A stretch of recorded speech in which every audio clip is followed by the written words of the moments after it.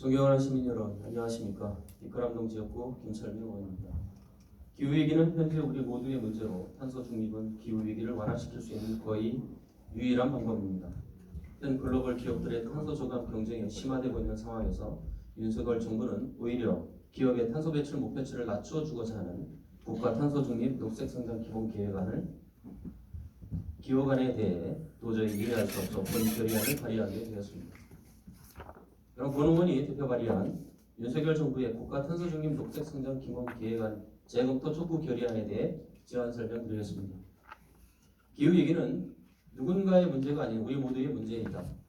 집중호우, 가뭄, 한파 등 기후 변화의 피해는 국적이나 계층을 가리지 않고 지구촌 전체에 영향을 미친다. 경제적인 손실도 막대하다. 온실가스 배출을 멈추지 않는다면 피해는 갈수록 확대될 것이다. 탄소 중립은 탄소 배출량과 흡수량의 균형을 의미하며 기후위기를 완화시킬 수 있는 거의 유일한 방법이다. 지난 21일 2050 탄소 중립 녹색 성장위원회는 온실가스 감축 목표 NDC를 2030년까지 2018년 대비 40% 감축을 유지하되 산업계 감축분을 3.1%포인트 낮추기로 하는 내용의 제1차 국가 탄소 중립 녹색 성장 기본 계획 초안을 발표하였다.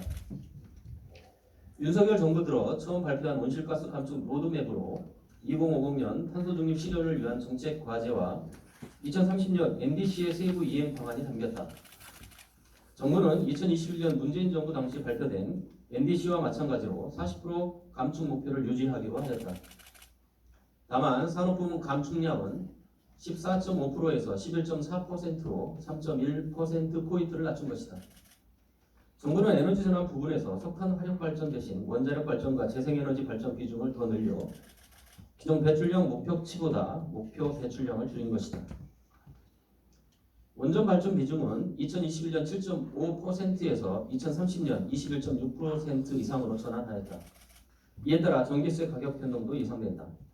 또 온실가스 배출량을 감축하기 위해 탄소 포집 저장 이용 기술을 통한 배출량 감축 목표치를 기존 1030만 톤 CO2 이퀴벌런에서 1120만 톤 CO2 이퀴벌런으로 늘리고 국제 감축 부분 목표치도 기존 3350만 톤 CO2 이퀴벌런에서 3750만 톤 CO2 이퀴벌런으로 올렸다.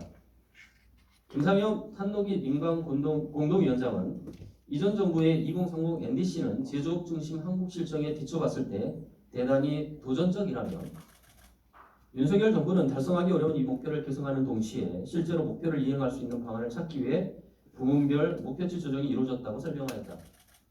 그러나 이는 산업계의 부담을 줄여주는 대신 CCUS와 국제 감축분 확대 같은 불확실한 수단을 늘리는 등 안이한 대응에다 목표분을 2030년도에 몰아서 적용해 다음 정부의 책임을 전가하는 아니다.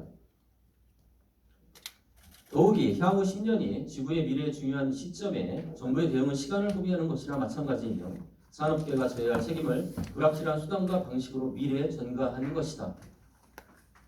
당장 아리백 시행과 유럽의 탄소 국경 조정 제도 장벽 앞에 놓인 기업들에게 오히려 탄소 배출 목표치를 낮춰준 게 경쟁력 측면에서도 적절하지 않다. 이는 국제사회에서 글로벌 기업들의 탄소 저감 경쟁이 심화하고 있는데 오히려 기업의 경쟁력을 약화하는 쪽으로 시그널을 준다는 점과 현 정부의 감축분이 너무 적고 2028년부터 굉장히 늘어난다는 점이 매우 우려스럽다. 지난 20일 공개된 기후변화에 관한 정부 간 협의체 IPCC 기후대응 6차 보고서를 살펴보면 앞으로 지구 평균 기온 상승을 1.5도씨 이내로 지키기 위해 인류가 쓸 수 있는 탄소 예산은 5억 천억 톤밖에 남아있지 않다. 탄소 예산은 지구 기온을 특정 온도 이내로 붙잡아 두기 위해 인류에게 허용되는 온실가스의 연간 배출 총량을 말한다. 2019년 전체 온실가스의 연간 배출량이 590억 톤인 것에 견줘보면 향후 10년밖에 시간이 남지 않았다는 것이다. 앞서 200여 국가는 2015년에 맺은 파리 협정을 통해 산업혁명 이전보다 전 지구 평균 기온 상승폭을 2도씨 아래로 유지하되 1.5도씨를 넘지 않도록 노력하기로 한 바 있다. 하지만 인간 활동에 의한 온실가스 배출로 이미 전 지구 지표 온도는 1850년부터 1900년 대비 현재 1.09도씨 올랐다. 보고서는 지속되는 온실가스 배출로 온난화가 심화돼 거의 모든 시나리오에서 2040년 안에 1.5도씨에 도달할 것으로 전망하였다. 이에 향후 10년 동안 실행된 선택과 조처는 현재와 수천 년 동안 영향을 미칠 것이며 각국이 더 적극적으로 나서야 한다는 기후행동을 주문한 것이다. 1.5도씨 온난화 상황에서는 육지와 해양에서 생물이 감소해 식량 자원은 부족하고 가뭄과 홍수, 이상고온 등 기후 재난이 빈번할 것이다. 게다가 10만 5천 개 육지 생물종 가운데 곤충의 6%, 식물의 8%, 척추동물의 4%가 서식 공간의 절반 이상을 잃을 것으로 보고하였다. 지표온도 1.5도씨 상승 시 수억 명이 물 부족에다 생물종의 멸종 위기까지 사회 경제적 피해에 소비자 물가 및 가계 부담의 증가를 감당해야 할 것이다. IPCC는 2030년까지 온실가스 배출 완화를 위한 연간 평균 투자비를 현재 수준보다 3 내지 6배 늘려야 한다는 분석도 내놨다. 우리나라는 제조업 비중이 다른 국가들에 비해 높고 특히 철강, 석유화학 등 온실가스 과다 배출 업종의 비중도 높다. 뿐만 아니라 1인당 온실가스 과다 배출량이 주요국 대비 미국 다음으로 높으며 온실가스 배출 효율을 나타내는 GNP당 온실가스 배출량은 OECD 회원국 중 최고 수준이다. 한국의 온실가스 배출량은 꾸준히 감소하고 있지 않다. 강원도 삼척과 강릉에 신규 석탄 화력 발전소를 짓고 있다. 제10차 전력수급 기본계획 전기보는 2030년에도 발전량의 19.7%를 석탄화학 발전소에서 충당할 것으로 예상된다. 제10차 전기보는 NDC를 상향하며 30%로 올렸던 2030년 신재생에너지 발전 비중도 21.6%대로 하향했다.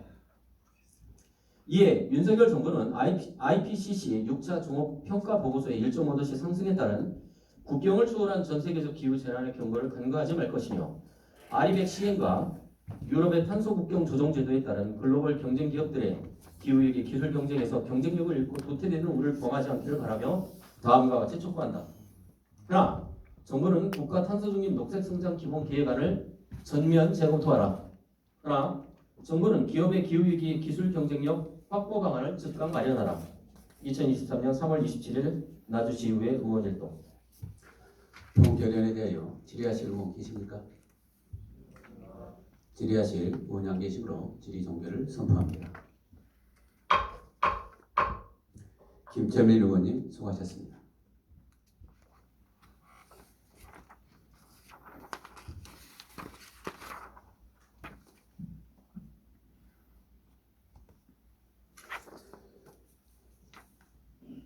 다음은 본 결의안에 토론을 진행하도록 하겠습니다. 본 결의안에 대하여 토론하실 의원 계십니까?